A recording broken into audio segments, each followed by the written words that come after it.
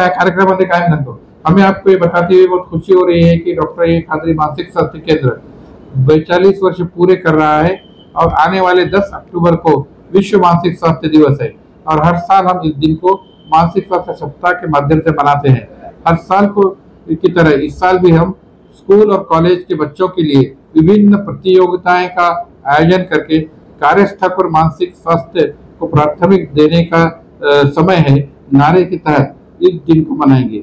हमने समाज में मानसिक बीमारी के बारे में जागरूकता बढ़ाने के लिए इन प्रतियोगिताओं का आयोजन किया है। ये प्रतियोगिता 23 सितंबर से शुरू हो रही है और इन प्रतियोगिताओं का समापन 2 अक्टूबर को शाम 7 से 10 बजे तक एक विशेष कार्यक्रम के साथ होगा। इस कार्यक्रम की रूपरेखा इस प्रकार रहेगी। 23 सितंबर को वाद विवाद प्रतियोगिता केवल कॉलेज के छात्र, 24 सितंबर को पोस्टर प्रस्तुति प्रतियोगिता स्कूल और कॉलेज, 25 सितंबर को नाटक प्रतियोगिता स्कूल और कॉलेज, 26 सितंबर को भाषण प्रतियोगिता केवल स्कूल के लिए और 27 सितंबर को नगर निगम कर्मचारी, पुलिस कर्मचारी, शिक्षक, वकील, अस्पताल कर्मचारी, धार्मिक गुरुओं, समाचार पत्र कर्मचारी, कारपोरेट क्षेत्र के पेशेवरों और अन्य क्षेत्र के कर्मचारियों के लिए पेशेवरों के लिए भाषण प्रतियोगिता आयोजित की जाएगी। हम इसमें पुरस्कार वितरण की रूपरेखा इस प्रकार होगी। स्कूल और कॉलेज के बच्चों के लिए प्रथम पुरस्कार 5,000 रुपये, द्वितीय पुरस्कार 3,000 रुपये, तृतीय पुरस्कार 2,000 रुपये और व्यावसायिक प्रतियोगिता के विजेता के लिए 1 पुरस्कार और 25,000 रुपये की ट्रॉफी दी जाएगी। इन सभी प्रतियोगिताओं का समापन 2 अक्टूबर 2024 को शाम के 7 से 10 बजे एक सांस्कृतिक कार्यक्रम सांस्कृतिक कार्यक्रम के साथ होगा। इस कार्यक्रम के लिए सुप्रसिद्ध कवयित्री नाया मीणा का चयन किया गया है। कार्यक्रम संत एकनाथ रंग मंदिर में होगा। आज जो प्रेस कॉन्फ्रेंस की है उसके बारे में, आज जो प्रेस कॉन्फ्रेंस का जो मकसद था कि इसमें हर साल वर्ल्ड मेंटल हेल्थ डे मनाया जाता है 10 अक्टूबर को और हम हर साल एक हफ्ता इसकी एक्टिविटीज लेते हैं स्कूल्स और कॉलेजेस के बच्चों की और इसमें उनके लिए मुख्तलिफ कंपटीशन रखते हैं। तो इस साल का जो टॉपिक दिया गया है वर्ल्ड फेडरेशन की तरफ से वो है काम prioritising mental health at work place, यानी काम की जगह पर जहनी सेहत को तरजीह देना है। मतलब उसको आप जहनी सेहत की तरफ जो तवज्जो लोग देते नहीं क्योंकि वो बहुत अहम चीज़ है और जहनी सेहत इसलिए अहम है कि पूरी दुनिया आज महसूस कर रही है और इसलिए उसको तरजीह देने की बात कर रही है कि जितनी लोगों की जहनी सेहत अच्छी होगी उतना समाज, जिसको हम बोलेंगे सेहतमंद होगा और समाज में जो पीस अमन की हम बात करते हैं वो पीस अमन होगा। तो ये आलमी तौर पे है, ये मूवमेंट आलमी तौर पे एक जगह की नहीं है। तो इस लिहाज से हर जगह पे हर काम करने की जगह, तो ये हर काम करने की जगह मैं कहता हूँ कि घर से आ गया, स्कूल आ गए, कॉलेजेस आ गए, टीचर्स आ गए, बच्चे आ गए, तलबा आ गए जो पढ़ते वो भी उसका वर्क प्लेस हो गए। इसके बाद ये जो वर्क प्लेसेस है हम इसमें ये जो चीज़ें दवाखाने आ गए, उसके बाद कारपोरेशन का ऑफिस है, हमने कारपोरेशन को एक टॉपिक दिया उसमें जो उनके कर्मचारी को क्लीन सिटी क्लीन माइंड, उसमें से एक टॉपिक में से, तो इसका भी अहमियत आप समझो। हमने पुलिस डिपार्टमेंट को भी ये टॉपिक दिया, हमने उकला को भी ये टॉपिक दिया, हमने इंडस्ट्रीज के लोगों को भी दिया और हमने प्रेस वालों को भी ये टॉपिक दिया है कि मेंटल हेल्थ वर्क प्लेस, और तो उसमें जो मेंटल हेल्थ पैदा होगी तो आप सबके ताल्लुकात एक दूसरे से कैसे है, आपका माहौल कैसा है और आपका काम करने का जो प्रेशर है, अगर आप इस तनाव से बच के काम करेंगे तो आपका भी सेहतमंद रहेगा और आप एक सेहतमंद मीडिया, आप ज़्यादा सेहतमंद मीडिया हो सकता है। मैं समझता हूँ इसके लिहाज से भी हमने कुर्बान दिए है कि सेहतमंद मीडिया अगर हो तो सेहतमंद समाज और आसानी से पैदा हो सकता है। तो मीडिया का भी इसमें बहुत अहम रोल है, इसका मीडिया को भी अहम रोल निभाना है। इस लिहाज से ये जो कॉम्पिटिशन है हमारे पास 23 सितंबर से लेके 27 सितंबर तक अलग अलग दिन अलग अलग टॉपिक्स इसमें दिए हुए हैं ब्राउचर में, और 2 अक्टूबर को इसका एक प्रोग्राम है संत एकनाथ मंदिर में जहाँ पर ये एक कवयित्री जो नाया मीणा जो उनको बुलाया गया है और उस दिन प्राइज डिस्ट्रीब्यूशन भी होगा और उस दिन भी इसके बारे में कुछ बात और डिस्कशन होगा। काफ़ी मैं नाम डॉक्टर अजीज अहमद काजी।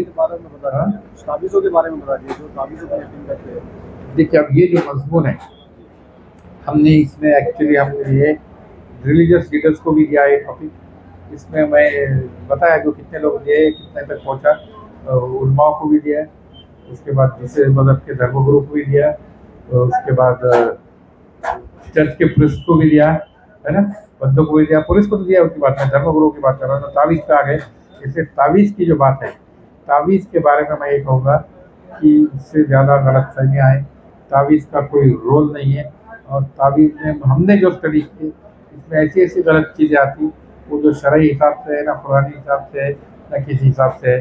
तो इसका इस्तेमाल करना ये बिल्कुल ही मेरे हिसाब से गलत है, और वो बीमारी को बढ़ावा देने वाला अमल है। मेरी एक किताब है इसमें तफसीलन, जिन, जादू या नफ्से अमराज कुरान हदीस की रोशनी में, इस पर मैंने तफसीली लिखा हुआ है तावीज़ों का मसला। तो मेरे नज़दीक तावीज़ का इस्तेमाल बिल्कुल गलत है। प्राधान्य देणं हे जागतिक पातळीवर ह्या वर्षीचं ध्येय आहे। आता मानसिक स्वास्थ्य किती महत्त्वाचं आहे हे तुम्ही लक्षात घ्या, आणि मानसिक स्वास्थ्याच्या दृष्टीनं ही चळवळ जगभरची आहे, एका ठिकाणाची नाही। पण ती लोकांना मानसिक स्वास्थ्य समजणं, मानसिक स्वास्थ्य काय आहे याची जाणीव पूर्ण होणं हे लक्षात घेण्यासारखं आहे। त्यामुळे मी आधी जे बोलणार आहे की मानसिक स्वास्थ्यात नेमकं तुम्हाला काय अपेक्षित आहे। जर मी तुम्हालाच प्रश्न विचारला की तुमच्यापैकी किती जणांना असं वाटतं की आपण मानसिकदृष्ट्या स्वस्थ आहे, त्याने हात वर करा। मी भाषा प्राज्ञान ह्याच्यासाठी जो भाषा समजते, मी काय बोलतोय समजतं सगळ्यांना। तर मानसिक स्वास्थ्य ज्यांना वाटतं आपलं स्वस्थ आहे त्यांनी हात वर करायचे। 1 2 3 4 5 6 म्हणजे फार त्या मानानं 10-20% हात वर आले, बाकीचे हात वर आले नाही। म्हणजे त्यांना वाटतं आपलं मानसिक स्वास्थ्य काहीतरी गडबड आहे, बरोबर की नाही। आता मानसिक स्वास्थ्यात गडबड असणं म्हणजे लोकांचा जो एक गैरसमज आहे, मी तो दूर करायचा भाग आहे। म्हणजे अगदी वेळा कामातला गेला असा, पण तसं नाही, हे लक्षात घ्या। मानसिकदृष्ट्या स्वस्थ नसणं, मी मानसिकदृष्ट्याची परत एकदा बऱ्याच वेळेस करत आलेलं व्याख्या, परत एकदा सोपी व्याख्या तुम्हाला सांगतो की एक अशी अवस्था आहे ज्यामध्ये व्यक्ती स्वतः समाधानी राहून दुसऱ्यांना समाधानी ठेवू शकतो। आता ही वाक्य तुम्ही लक्षात घ्या, आणि जगभर चळवळ ह्याच्यासाठी आहे। म्हणजे मी समाधानी आहे तर तुम्हालाही समाधानी ठेवता आलं पाहिजे, तुम्ही समाधानी आहे तुम्ही तुमच्या शेजाऱ्याला समाधानी ठेवता आलं पाहिजे। म्हणजे जगात जर एक वीट जर स्वस्थ असेल तर ती पूर्ण जशी इमारत स्वस्थ होते, तशी जर एक व्यक्ती स्वस्थ असेल तर एक कुटुंब स्वस्थ राहील, एक कुटुंब स्वस्थ तर एक जी कम्युनिटी आहे ते स्वस्थ राहील, एक गाव, एक शहर, एक राज्य, एक देश आणि पूर्ण विश्व, हा त्याच्या मागचा ग्लोबल ड्राईव्ह, ग्लोबल जागतिक पातळीवर ही जी ड्राईव्ह आहे। त्यामुळे प्रत्येक व्यक्तीच्या मानसिक स्वास्थ्याकडे लक्ष देणं तितकंच महत्त्वाचं आहे। एक रस्त्यावर चालणारा गरीब, भीक मागणारा गरीब आणि एक उच्च पदावर बसलेला, मी पदांची नावं घेत नाही, त्याच्या मानसिक स्वास्थ्यामध्ये स्वास्थ्य दोघांचे टिकलेलं असलं पाहिजे, तरच तुम्ही एक योग्य समन्वय, एक योग्य पीस ज्याला आपण म्हणतो, शांतता जागतिक पातळीवर आपण पाहू शकतो। आज जागतिक पातळीवर आपण पाहिलं तर सगळीकडे अशांतता आहे, हे सगळ्यांनाच लक्षात येते। WHOच्या लक्षात आहे, युनेस्कोच्या लक्षात आहे, वर्ल्ड बँकच्या लक्षात आहे, प्रत्येक राष्ट्राच्या लक्षात आहे की आमच्याकडे शांतता पाहिजे तशी नाही। मग त्याच्यासाठी पाहिजे तशी आम्ही प्रयत्न करतो का, आणि हे प्रयत्न करणं किती महत्त्वाचं आहे। आता घेऊन जातो शांतता, लक्षात आली मी सांगितलेली व्याख्या, स्वतः समाधानी राहून दुसऱ्याला समाधानी ठेवणं। आता ही शांतता बिघडवण्यासाठी आपण स्वतः व्यक्तिगतरित्या, सामूहिकरित्या किंवा वेगवेगळ्या लेवलला आपण किती बेजबाबदारपणे वागतो हे लक्षात घ्या।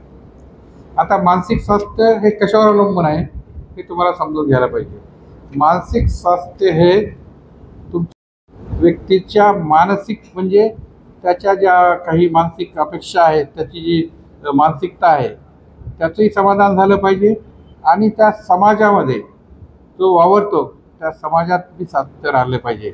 म्हणजे स्वास्थ्याची व्याख्या करताना 4 पैलूबद्दल मी नेहमी बोलतो, फिजिकल, सायकोलॉजिकल, सोशल आणि स्पिरिच्युअल, म्हणजे आध्यात्मिक। या 4ही बाजूने जर स्वस्थ असेल तर त्याच्या मानसिक स्वास्थ्य चांगलं आहे असं समजायला काय हरकत नाही। जर तो एका भागात म्हणेल मी चांगला आहे, मी शारीरिक माझ्या दृष्टीने मी चांगला आहे आणि मी माझ्या सामाजिक दृष्टीनं नाही, तरी त्याचं पूर्ण मानसिक स्वास्थ्य नाही. तो सामाजिकदृष्ट्या चांगला आहे म्हणतो, मी मानसिकदृष्ट्या चांगला आहे म्हणतो, पण मी आध्यात्मिकदृष्ट्या नाही, तरी त्याचं मानसिक स्वास्थ्य नाही.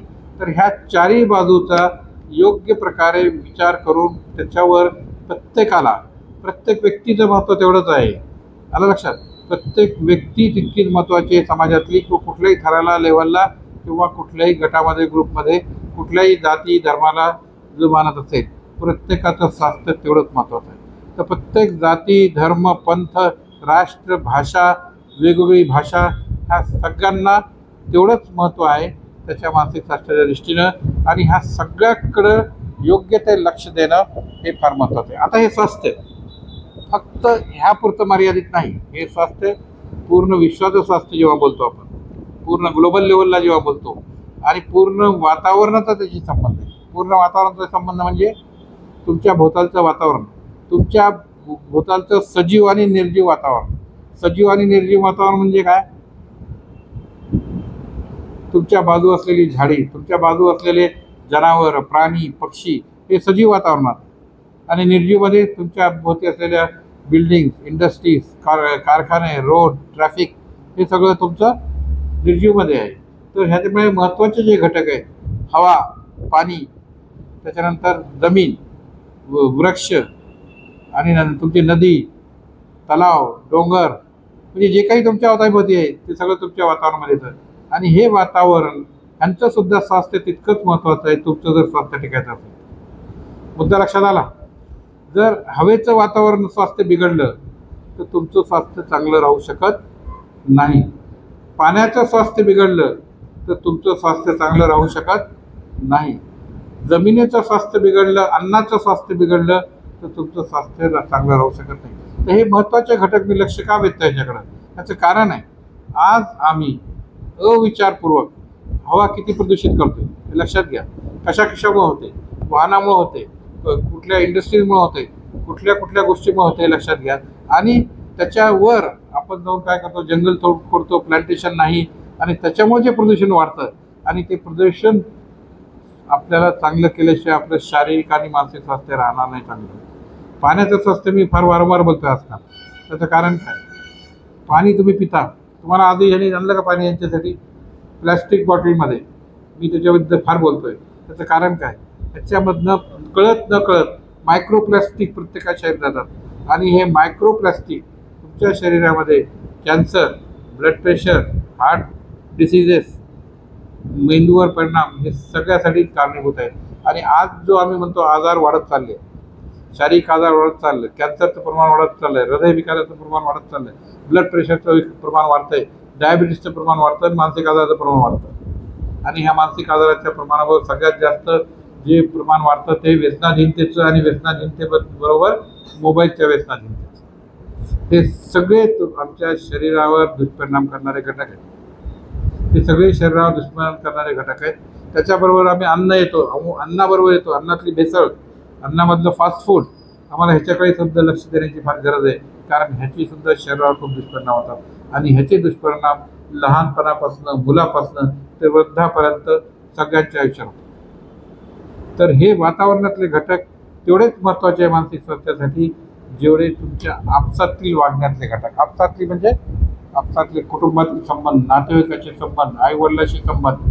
आज पहा तुम्ही, आजच्या काळात वेगानं ओल्ड होम एज लोक काढायला लागले, क्रॅश प्लॅन काढायला लागले, जिथं मुलांकडे दुर्लक्ष, ओल्ड होम एजमध्ये आईवडिलाकडे दुर्लक्ष. ह्याचा मानसिक परिणाम आणि टोटल सोसायटीवर किती परिणाम होतो हे लक्षात घेण्यासारखं आहे. तर हे सगळे इश्यूज जे आहेत, आणि त्यांनी ह्या सगळ्याचा परिणाम तुमच्या शेवटी कुठं होतो? वर्क प्लेस म्हणजे कामाच्या ठिकाणी.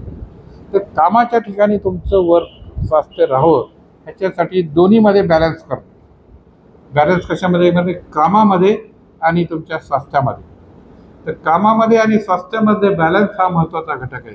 तर कामाच्या ठिकाणी सुद्धा जर तुम्हाला ज्या सोयी आहेत त्या मानसिक स्वास्थ्याला, शारीरिक स्वास्थ्याला पूरक असल्या पाहिजे, हा त्याच्या मागचा उद्देश. आणि तुम्ही काम किती करता, तर तुमचं काम तुमच्या क्षमतेप्रमाणे, आता मी ह्या शब्दाकडे फार बारकाईने येतो, तुमच्या क्षमतेप्रमाणे जर काम तुम्ही केलं, तुमच्या आवडीप्रमाणे जर काम केलं आणि ते तुम्हाला मिळालं आणि त्याच्यासाठी ज्या काही सुविधा, त्याच्यासाठी जे जे रिस्पॉन्सिबल आहेत, आता मी त्या प्रत्येक गोष्टी जात नाही कारण आम्ही हे विषय यावेळेस सगळ्यांनाच दिलेले आहेत. हे विषय फक्त आम्ही आता पण शाळा आणि कॉलेजला देत होतो आणि ह्या वेळेला आम्ही हे विषय शाळा आणि कॉलेजच्या पलीकडे आम्ही ह्याच्यावरचे विषय कोणाकोणाला दिलेले आहेत पहा. हॉस्पिटल, शिक्षक, त्याच्यानंतर पोलीस कर्मचारी, नगर निगम कर्मचारी, त्याच्यानंतर समाचार पत्र कर्मचारी, तुम्ही लक्षात घ्या प्रेसमध्ये काम करण्यासाठी हे विषय आलेले आहेत. त्याच्यानंतर कॉर्पोरेट क्षेत्र आणि वेगवेगळ्या क्षेत्रामध्ये आम्ही ह्याच्यामध्ये सुद्धा आम्ही स्पर्धा ठेवलेल्या आहेत आणि ती 27 तारखेला ठेवली. मी ते आवर्जून सांगतो तुमच्यापैकी लोकांनी त्यात भाग घ्यायला पाहिजे असं मला वाटतं. कारण हा विषय जी मीडिया आहे, प्रेस आहे, तो चांगल्या प्रकारे लोकांसमोर मांडू शकतात. लोकांचं स्वास्थ्य, समाजाचं स्वास्थ्य, प्रत्येकाचं स्वास्थ्य टिकवण्यासाठी आम्हाला मोठमोठे, मी आजही म्हणतो मोठमोठ्या दवाखान्याची गरज नाही, मोठमोठ्या इस्पितळाची गरज नाही. जर आम्ही ह्या गोष्टी ज्या अशाकडे आम्ही दुर्लक्ष करतोय किंवा ज्याला आम्ही प्रगतीच्या नावाखाली एका विशिष्ट लेवल, प्रगती अवश्य आहे पण सगळ्यामध्ये काय असलं पाहिजे, बॅलन्स बिघडून जर प्रगती केली तर ती कामाची. तर तुम्हाला नेचरमध्ये आणि तुमच्या स्वास्थ्यामध्ये तर नॅचरल बॅलन्स टिकवून ठेवणं, हवा, पाणी, अन्न, तुमचं शरीर ह्याच्यामधलं बॅलन्स टिकवून ठेवणं म्हणजे कुठलंही जर इम्बॅलन्स झालं तर कुठलंही बॅलन्स बिघडू शकतो. तर ह्या विश्वातलं बॅलन्स आणि कारण हे सगळं तुम्ही मोबाईल घेतला तर म्हणतात दुनिया मेरे मुठ्ठी में, तुला पाहिजे ती माहिती मिळते. तर विश्वाचं बॅलन्स मेंटेन करणं प्रत्येक लेवलला, मग ती शारीरिक लेवल असो, इन्व्हायरमेंटल लेवल असो, सामाजिक असो, कुटुंबाची असो आणि त्याच्यामध्ये आध्यात्मिक असो, ती प्रत्येकाला बॅलन्स करणं आवश्यक आहे. कुठेही जर अतिरेक झाला तर समाजाचं स्वास्थ्य बिघडू शकतं. कुठेही मी सांगतो, उलट मी सांगेल एका व्यक्तीकडनं जरी अतिरेक झाला तर त्याचा परिणाम सगळ्या समाजावर होतो. तुम्ही जे पाहता मीडियामध्ये काही एक घटना करण्याला एखादी व्यक्ती जबाबदार असते पण त्याचे परिणाम, दुष्परिणाम सगळ्या समाजाला भोगावे लागतात. तर एकेका व्यक्तीचं समाजातलं स्वास्थ्य चांगलं हे पाहणं आपलंही कर्तव्य आहे आणि त्याच्यासाठी प्रयत्न करणं हे आपलं कर्तव्य आहे. आणि आता कामाची ठिकाण म्हणजे मी घरापासून सुरू करतो. घरसुद्धा हे कामाचं ठिकाण झालेलं आहे, वर्क फ्रॉम होम.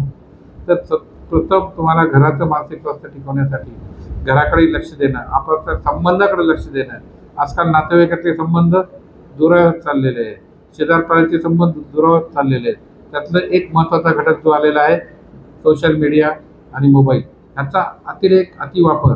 आणि ह्या अतिवापरामुळं आज आम्ही जे पाहतो की तरुण वयातले 15 ते 25 गटातली मुलं मुली हे मानसिक आजाराने पीडित आहेत, रात्री जागतात, त्याच्यावर वेगवेगळ्या समस्या त्यांना निर्माण होतात, आत्महत्यासारखे प्रयत्न त्यांच्याकडे होतात आणि मग त्यातनं त्यांचं शिक्षणावर परिणाम, त्यांच्या स्वास्थ्यावर परिणाम आणि पर्यायानं त्यांच्या पूर्ण कुटुंबावर परिणाम. आणि एका कुटुंबावर परिणाम झाला तर त्या समाजावर, समाजाच्या घटकावर त्या सगळ्या गोष्टीचा परिणाम होतो. आणि हा परिणाम जो आज वाढत चाललेला आहे तर ह्याला जर वेळीच नाही रोखलं, त्याला वेळीच रोखलं नाही, त्याच्यावर नियंत्रण आणण्यासाठी प्रयत्न केले नाही, ह्या बॅलन्सच्या सिस्टीमला बॅलन्समध्ये जर आणली नाही आम्ही, ही सिस्टीम जी निर्माण झाली आहे निसर्गाची ती एका बॅलन्समध्ये होती आणि तो बॅलन्स आम्ही जो वेगवेगळ्या पद्धतीने बिघडवतो आहे तर त्या सगळ्या पद्धतींना बॅलन्समध्ये मॉडरेशन म्हणजे त्याला काय म्हणतात शब्द मराठीत, बॅलन्स, ज्या मधली अवस्था आहे म्हणजे इकडे जास्त नाही इकडे कमी नाही, म्हणजे त्याला आपण बॅलन्स म्हणतो. न्याय सिस्टेमला सुद्धा आपण म्हणतो बॅलन्स. तर न्याय प्रक्रिया सुद्धा याच्याशी संबंधित आहे. त्यामुळे आम्ही वकिलांना सुद्धा हा विषय दिलेला आहे की वर्किंग प्लेसमध्ये जस्टिस सुद्धा होणं फार आवश्यक आहे. तर हा भाग पूर्ण जस्टिसशी संबंध आहे, न्यायाशी संबंध आहे, व्यक्तीच्या न्यायाशी संबंध आहे, समाजाच्या न्यायाशी संबंध आहे, देशाच्या न्यायाशी संबंध आहे. म्हणजे हा न्याय प्रत्येक लेवलला झाला पाहिजे तरच समाजाचं, जगाचं आणि विश्वाचं स्वास्थ्य टिकून राहील आणि शांतता राहील. हे माझे शब्दवरून मी माझं गोष्ट संपवतो. प्रश्न असेल तर विचारतो. तरच मानसिक स्वास्थ्य अवलंबून आहे. मानसिकतेवर मानसिकता म्हणजे काय, तुमची विचार करण्याची पद्धत आणि त्याच्यावर आचरण करण्याची पद्धत. अनेक लोक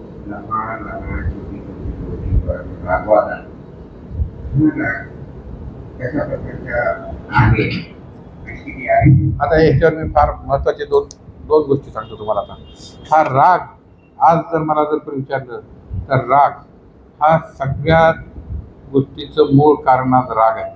आणि राग माणूस का करतो? करतो की माझ्या मनासारखं झालं नाही, आणि दुसरं मी श्रेष्ठ, हे दोन गोष्टीत राग करतो. आणि ह्याचं कारण काय? तुमच्या अशा शिक्षण पद्धतीमध्ये, मी शिक्षण पद्धतीमध्ये असेल तर पूर्ण विषय बोलेल.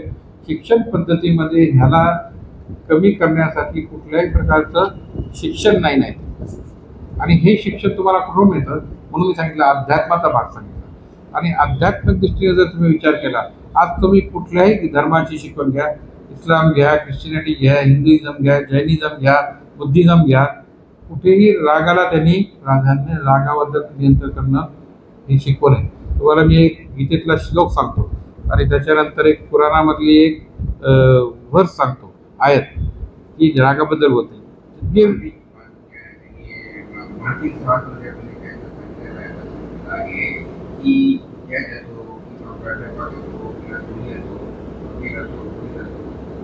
जर त्यांच्या मानसिक स्वास्थ्य बिघडला तर त्याप्रमाणे ते आता एक निर्णय घोषित करतात. बरोबर आहे. हे फार महत्त्वाचा मुद्दा आहे. आणि सगळ्यांचंच मानसिक स्वास्थ्य स्वस्थ असणं ही टर्म आहे. जेव्हा तुम्हाला अपॉइंटमेंट केलं जातं ना, तर तुमचं फिजिकल आणि मेंटल फिटनेसचं सर्टिफिकेट केलं जातं. आता हे सर्टिफिकेट किती चांगल्या प्रकारे आणि किती योग्य पद्धतीने घेतला हा भाग वेगळा आहे, परंतु त्याची गरज आहे. मी दोन का सांगतो हे महत्त्वाचे मुद्दे?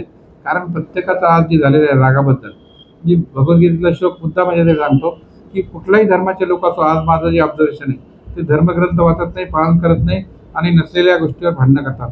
म्हणून त्यातला एक श्लोक आहे, क्रोधात भवती सम्मोह, सम्मोहात स्मृतिभ्रदात बुद्धिनाश, आणि बुद्धिनाशात प्रणाश येते.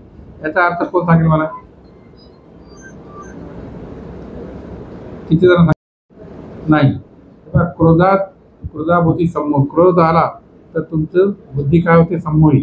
मग त्याच्यामध्ये तुमची बुद्धी नष्ट होते, आणि बुद्धी नष्ट झाली तर तुम्ही खालच्या तळाला जाता. मी आता कुराणातली काय सांगतो, वल कादिबिन अल गैज वल आफिना अनिन नास वल्लाहु युहिब्बुल मुहसिनीन. वल कादिबिन अल गैज, जे लोक आपल्या रागावर नियंत्रण करतात, व आफिना अनिन नास, जे लोकांना क्षमा करतात, वल्लाहु युहिब्बुल मुहसिनीन, अल्लाह क्षमा करणाऱ्यांना, राग कंट्रोल करणाऱ्यांवर प्रेम करतो. तर ही प्रेमाची जी भाषा आहे, तर ही प्रेमाची भाषा आम्हाला वाढवली पाहिजे. मनुष्याशी आहे, अनेक व्यक्तीशी नाही, धर्माच्या लोकांशी नाही, मुसलमानांशी नाही, प्रत्येक माणसाशी आहे. कारण प्रत्येक माणसाला त्यांनी निर्माण केलेलं आहे, आणि ह्या माणसाशी प्रेमाने वागा हा संदेश आहे. प्रत्येक धर्माचा संदेश आलेला आहे, पण तो समजून घेणं समजणारे लोक आज फार कमी झालेले आहेत. तर प्रत्येकाचं जे मटेरियल गोष्टीकडे लक्ष वाढलेलं आहे, त्याच्यामुळे ह्या समस्या वाढत चालल्या. आणि ह्या थांबवण्यासाठी अध्यात्म आणि तुमचं जे मॉडर्न सायन्स आहे, ह्याला तुम्हाला कुठं ना कुठं सांगत घालणं फार महत्त्वाचं आहे, असं माझं प्रामाणिक मत.